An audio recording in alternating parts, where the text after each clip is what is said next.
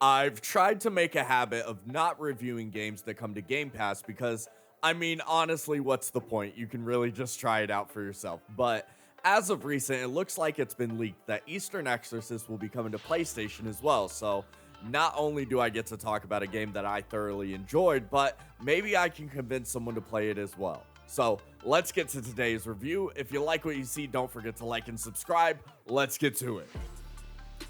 Eastern Exorcist is broken into two campaigns, both roughly about 4 hours long.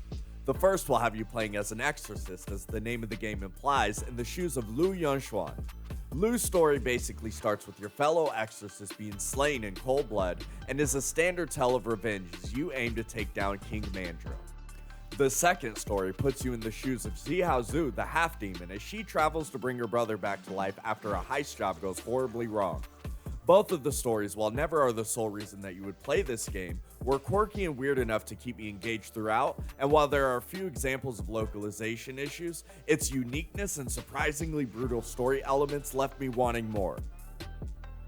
Eastern Exorcist gameplay, on the other hand, doesn't really make any innovations in the genre. This is a simple side-scrolling action game through and through. While there are a few side quests, the game is very light on exploration and going off the beaten path, and in fact plays more like a boss rush game.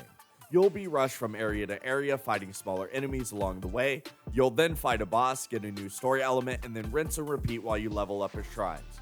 While if this was a longer game, I do believe this type of gameplay would have gone stale, by the time I had finished both campaigns, I was perfectly satisfied with the way the game kept me moving at a breakneck pace.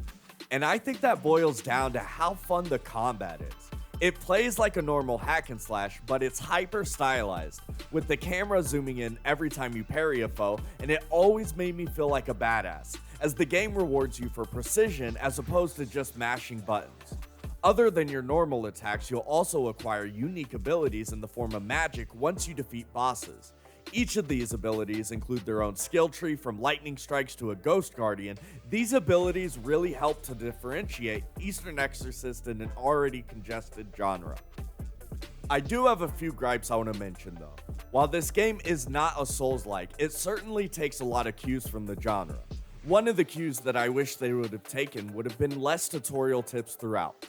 Consistently throughout the game, even near the end, I was getting on-screen tips during boss fights that were extremely annoying and felt so out of place. Instead of being able to focus on the fight at hand or the beautiful art designs for some of the enemies, instead I was reading a tip on how to block attacks, and I really hope they add the ability to turn these off. And last but not least, while I was posting about my experience on the Series X, I did find that a ton of people were having issues on the Xbox One with getting past the tutorial and were basically soft locked from continuing the game. With that being said, obviously I have no way of knowing if this will affect the PlayStation's version of the game, but it is something to keep in mind. All in all, Eastern Exorcist was a highlight experience for me this month, and I absolutely recommend this game to anyone in the mood for a challenging boss rush side-scroller with a beautiful Chinese aesthetic. I'm giving the game a 7.5 out of 10. Take it or leave it. Thanks for watching.